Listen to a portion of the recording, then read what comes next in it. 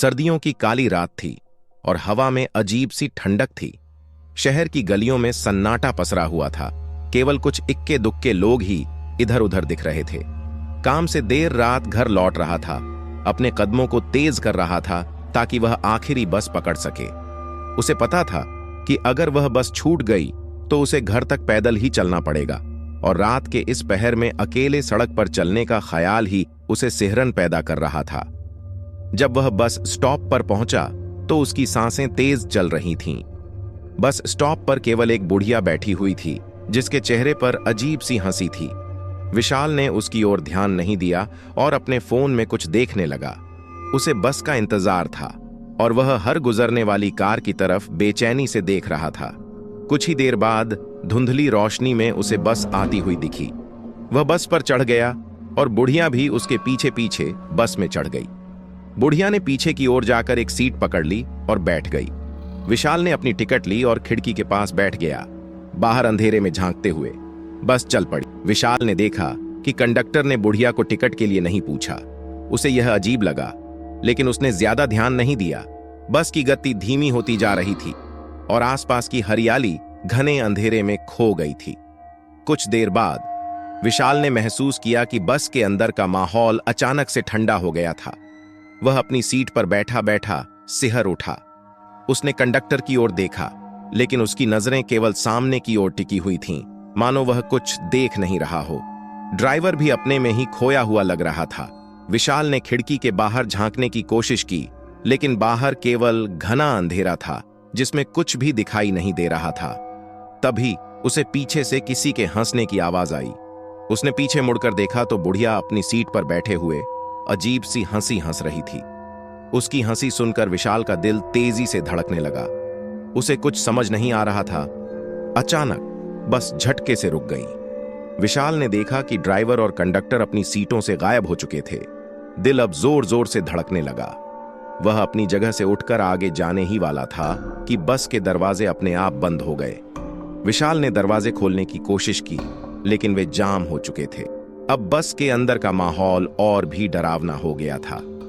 विशाल की नजरें फिर से बुढ़िया पर पड़ी।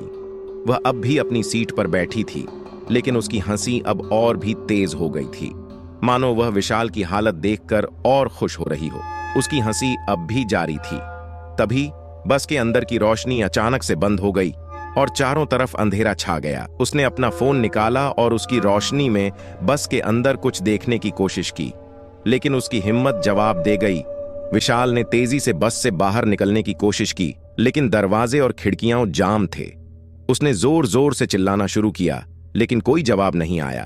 तभी उसने महसूस किया कि बस अब फिर से चलने लगी थी, लेकिन इस बार उसकी गति बहुत तेज थी। विशाल ने अपने चारों तरफ देखा, लेकिन उसे कुछ समझ नहीं आ रहा था कि वह क्या करे। कुछ ही देर बाद बस एक सुनसान जगह पर जाकर रुक गई। विशाल ने देखा कि दरवाजे खुल चुके थे। वह तेजी से बस से बाहर कूद गया और चारों ओर देखा। वह किसी वीरान जंगल में था जहां कोई रोशनी या आवाज नहीं थी। उसने बस की तरफ देखा, लेकिन बस भी अचानक से गायब हो गई थी, मानो वह कभी वहां थी ही नहीं। विशाल का दिल अब उसकी छाती में नहीं समा रहा था। उसने सोचा कि वह किस दिशा में जाए, लेकिन चारों तरफ घना अंधेरा था। उसे कुछ समझ नहीं आ रहा था कि वह क्या करे। तभी उसे दूर से कुछ आवाजें सुनाई दीं। उसने आवाज की दिशा में बढ़ना शुरू किया। उसकी सांसें तेज हो रही थीं और दिल की धड़कनें और भी तेज। वह आवाजों के करीब पहुंचा तो उसने देखा कि वहां एक छोटा सा गांव था।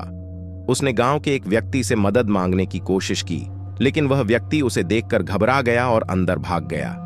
विशाल समझ नहीं पाया कि ऐसा क्यों हो रहा है। उसने एक दो और लोगों से बात करने की कोशिश की, लेकिन सबने उसे देखकर दरवाजे बंद कर लिए। आखिरकार गांव का एक बुजुर्ग आदमी उसके पास आया और बोला, तुम उस बस से आए हो ना? वह बस कभी कभी यहां आती है, लेकिन उसमें चढ़ने वाले लोग कभी वापस नहीं आते। तुम खुशनसीब हो कि तुम बच गए, लेकिन अब यहां से जल्दी निकल जाओ। विशाल ने कोई और सवाल नहीं किया। उसने गांव के बुजुर्ग का शुक्रिया अदा किया और जल्द से जल्द वहां से निकल गया। उस दिन के बाद उसने कभी रात में अकेले सफर नहीं किया, लेकिन उस रात की यादें उसे हमेशा डराती रहती थीं और वह कभी उस बस को भूल नहीं पाया जो उसे उस भयानक सफर पर ले गई थी। अगर आपको ये वीडियो पसंद आया हो तो कृपया लाइक करें, अपने दोस्तों के साथ शेयर करें और हमारे चैनल को सब्सक्राइब करना न भूलें। आपके समर्थन से हमें और भी बेहतर कंटेंट बनाने की प्रेरणा मिलती है। धन्यवाद।